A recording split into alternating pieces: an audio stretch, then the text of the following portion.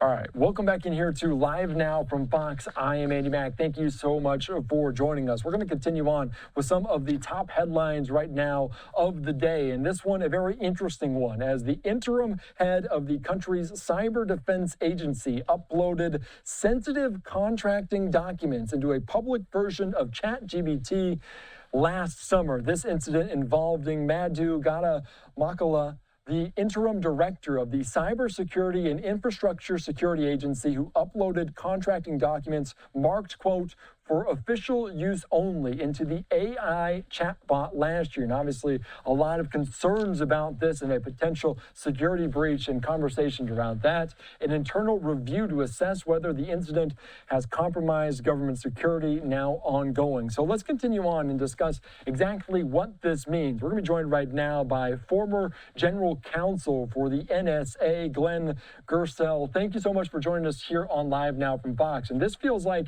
a major deal. Are government employees generally allowed to use ChatGPT or other AI tools for this official use?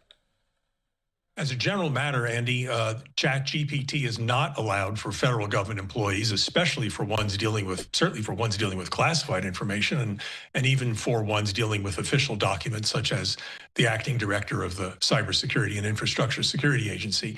And by the way, that's replicated across industry. Big companies, financial institutions, JP Morgan, Citibank, Amazon, Verizon, Samsung, all the big companies, they do not allow ChatGPT or other similar AI chat platforms to be made available to their employees for official documents, because they're concerned about the risk of disclosure, of course. And can we just get into that? Because it seems obvious that there is potentially security issues when you're talking about ChatGPT and the public ChatGPT. But exactly from your perspective, what type of security issues arise when you use artificial intelligence in that way? Sure. Well, in this case, whatever the director was uploading into ChatGPT was evidently of significant enough to set off some, in effect, smoke detectors, so to speak. There are sensors in their computer network of the Department of Homeland Security that monitor classified and official and sensitive and confidential information, and they were tripped. Those alarms were tripped when this was uploaded into ChatGPT, thus resulting in the inquiry that you just mentioned. So we don't know exactly, it hasn't been publicly disclosed exactly what the contracting documents are, but you can imagine this is the agency that's responsible for all cybersecurity in the civilian part of the federal government and generally protecting the nation. And this person is the acting director, the #1 person in that agency. So the kinds of documents that are going to be on his desk, so to speak, are going to be probably the most sensitive and important documents relating to their contracts about perhaps new vulnerabilities, new tools to detect cybersecurity incidents. And you can imagine that ransomware criminals would love to know about that, as would countries like China or Russia, who are constantly seeking to attack us in cyberspace. And some of these reports also note that there wasn't classified information. It was just contractual that was only kind of internal use only. But I also want to ask you, because you mentioned the smoke alarm, that he used some of these and it kind of set off alarm bells. But when he joined kind of this organization, wanted to use ChatGPT because it wasn't on his platform. Should that have been an indicator? Should it have been that obvious? Well, apparently, according to news reports, the director asked for an exemption from his agency because he wanted to be one of the handful of employees who are allowed to use ChatGPT. That exemption was granted. He evidently did use it.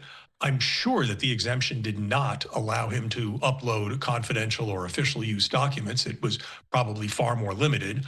I don't know whether his action in uploading these documents was just a simple, honest mistake, it was careless, or whether it was something intentional, whatever. But put that aside, the fact of the matter is these documents were for official use only, did contain confidential information, and should not have been uploaded. I mean, you can imagine if you are, for example, an executive at Coca-Cola, you're not going to upload the secret formula for Coke. Why? Because the next guy who uses some AI platform asking for a good recipe for a cola drink is going to possibly get wind of what you've uploaded. Yeah, that is a very good point. I think a lot of people would like to get their hands on some of that Coca-Cola recipe. Some bad actors would prefer other information. You mentioned that other bad actors might be out there, different nefarious countries as well. Are they doing this already? And how can that pose a threat to national security? We already know that that countries like China, in particular, Russia, others, are constantly using ChatGPT and other AI platforms, both for malicious purposes to try to figure out better ways of making cyber attacks. And they're using it for espionage to gather information about Americans.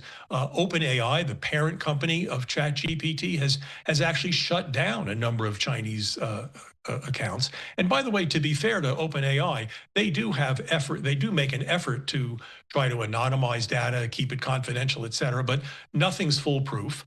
One of the things you could do as an individual, by the way, if you're using ChatGPT or some other AI platform, is look at the privacy settings, uncheck the box that says allow my data to train to be used for training purposes, meaning your information, your uploads won't go into the memory system and the analysis of the platform. There are steps you can take, obviously starting with, of course, just don't upload any really sensitive information in the first place. Yeah, I wanted to get into that more broadly speaking, because obviously Gottumukkala is just this individual, is the interim director there of this lead cyber defense agency. But if you're just working in an office, these also lessons are applicable to you. Can you get into that more? How can you use this on a broader sense?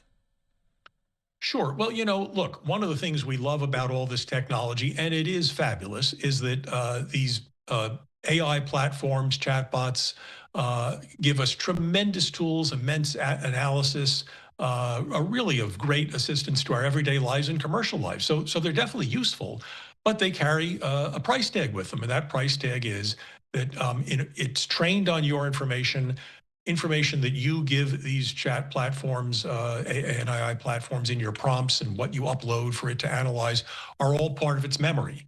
And as I said, there are steps you can take to minimize that. At the end of the day, your information becomes part of the public pool of information that is available. And again, in the case here of confidential government information, you can imagine that this would give a ransomware criminal who found out what kind of contracts CISA was entering into, the director's agency was entering into. That might give them a leg up on knowing what kind of defenses there are, what kind of firewalls are involved, where the agency thinks there may be American vulnerabilities for Americans and businesses and individuals. So the potential here for risk is significant. This is not just a dry technical thing, but to be fair, also, we don't know the details. So maybe it's not as bad as the worst case analysis. Let's certainly hope so. Yeah, some of those reports still coming in are concerning, but as you mentioned, we want to be hesitant to say we know it all at this point. But speaking of the legal ramifications of this, both as a government, but also as a business, are there ramifications in the court system about this? Is there anything in your eyes when you're viewing it from that perspective? Well, let's start with the good news, which is that apparently there was no classified information involved here, meaning information classified at the secret or top secret level. So that, of course, is really important. We certainly wouldn't want that floating around in an AI system.